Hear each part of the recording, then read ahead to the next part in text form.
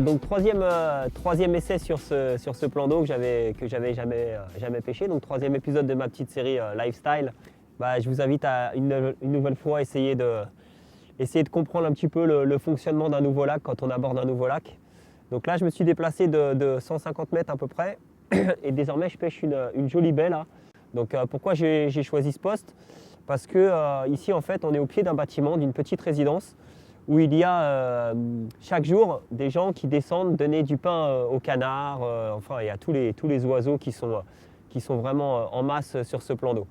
Et voilà, en questionnant un peu les passants, je me suis aperçu que souvent il y avait quelques gros poissons qui se mélangeaient aux canards. Et donc je me suis dit que ça serait sûrement forcément une zone qui serait visitée régulièrement par les poissons. Donc pour ça je suis venu depuis lundi, là on est samedi et à raison d'une boîte de maïs par jour et d'environ 50 bouillées de salty squid par jour, j'ai essayé de donner régulièrement à manger aux mêmes heures, aux heures de pêche, c'est-à-dire le matin, aux poissons de la zone. Donc pourquoi j'amorce si peu? Parce que on est mi-décembre. Ce matin il faisait 2 degrés quand je suis arrivé, il faisait très très froid. Cette nuit il a dû bien faire -2, -3. Donc ça commence à être les premiers gels et c'est ce qui pour moi correspond à une partie qui commence à devenir difficile, surtout sur un plan d'eau qui a très peu de profondeur comme ça et où les températures varient très rapidement et le comportement des poissons change aussi vite. On va essayer de continuer de comprendre comment fonctionne ce petit étang pour que l'année prochaine, quand je vienne, je puisse gagner du temps avec toutes les informations que je recueille en cette fin de saison.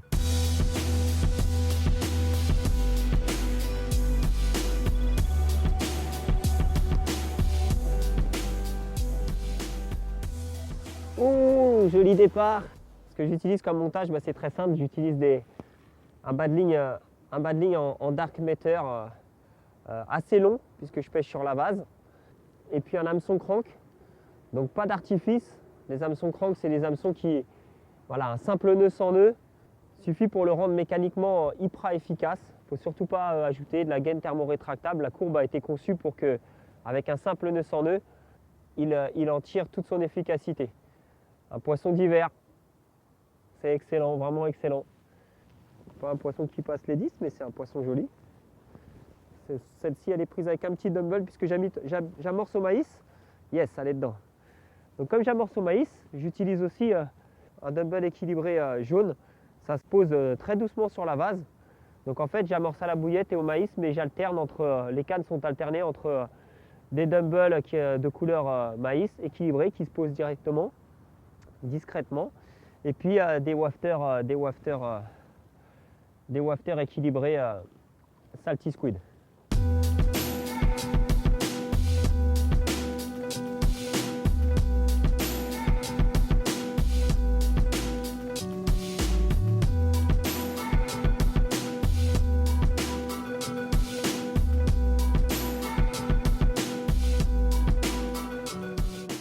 Je préfère utiliser toujours des bas de ligne souples. Donc là en l'occurrence j'utilise des bas de ligne assez longs. Comme ça si le plomb s'enfonce un petit peu, on a quand même une sécurité avec un bas de ligne d'une longueur un peu supérieure à la moyenne on va dire. Donc entre 20 et 30 cm pour les bas de ligne. Donc j'utilise de la dark matter en bas de ligne. Donc c'est une tresse qui est souple mais qui à la fois se plaque bien sur le fond et qui a une couleur vraiment très discrète. Donc avec un crank en taille 6 et un petit wafter. Donc en fait le crank, pour bien l'utiliser, il ne faut surtout pas lui amener de la gaine thermorétractable, des émerillons ou des choses comme ça. Il faut rester très simple et l'utiliser avec un nœud sans nœud classique. C'est là qu'il est mécaniquement le plus opérationnel on va dire et le plus efficace. Donc il a la particularité d'avoir une courbe très spéciale avec une pointe légèrement désaxée.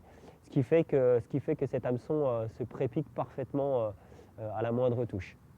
Donc un petit wafter salty squid, ça c'est mon neige préféré sur les eaux froides. Un mélange de carnet et d'épicé et surtout une couleur rose pâle qui se démarque bien ici sur des fonds qui sont très très vaseux et très très sombres. Donc des très bons résultats encore aujourd'hui. Et puis régulièrement avec cet appât sur un peu toutes les eaux toutes les eaux où je vais, j'arrive à prendre régulièrement des beaux poissons.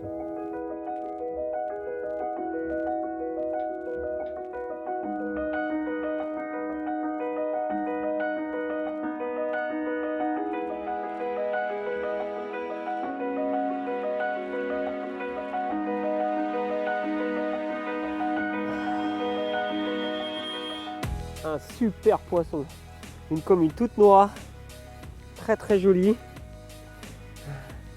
qui a été pris juste avant sa consoeur qui est là, que je vais vous montrer.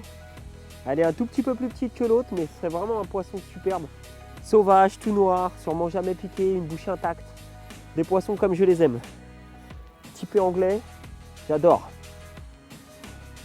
Et voilà, second poisson, pris exactement en même temps que l'autre, les deux cannes sont parties en même temps. Un peu plus grosse celle-ci, elle doit passer la barre des 10 kg. Vraiment un super poisson. Encore une fois intact, aux couleurs et morphologies totalement différentes de l'autre que vous avez vu précédemment. Mais c'est deux poissons splendides. On va les remettre à l'eau et on va rentrer tranquille à la maison.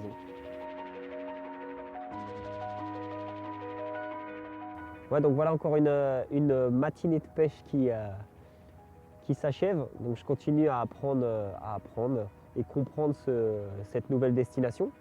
Donc j'ai plusieurs petits plans d'eau comme ça à côté de chez moi, des plans d'eau qui font entre 1-2 hectares jusqu'à 7, 8, 9, 10 hectares, où c'est des plans d'eau publics où je ne sais pas trop ce qui nage. Je sais d'office qu'il n'y a pas des records à y faire, mais il y a peut-être 2-3 poissons de plus de 10 à prendre qui sont sûrement très jolis parce que c'est des poissons qui sont dessous généralement. Après il y a eu des autres petites carpes qui ont été introduites par la PPMA. Mais sinon, c'est plus essayer de séduire ces quelques poissons de souche qui sont peut-être un peu plus jolis que les autres et qui ont des robes sont souvent très sombres et très jolies, comme on a pu le voir avec la jolie commune que j'ai faite ce matin. Je sais qu'il y a quelques miroirs qui sont très intéressantes à prendre, mais pour l'instant, je n'ai pas la chance de les séduire. Je continue d'apprendre, je continue d'essayer de comprendre. Et vraiment, c'est un plaisir pour moi d'arriver à prendre des carpes en si peu de temps, en les conditionnant. Et ça change de tout le barda logistique, des grandes sessions. Et ça démontre aussi que la pêche de la carpe, ce n'est pas simplement une pêche d'attente où il faut vraiment s'installer pour longtemps, pour prendre des poissons, etc. On voit qu'en une paire d'heures, là je suis arrivé, il était à peu près 8 heures sur place. Il faisait 2 degrés, il n'en fait toujours pas bien plus malgré le soleil. Et à midi, il est midi et demi.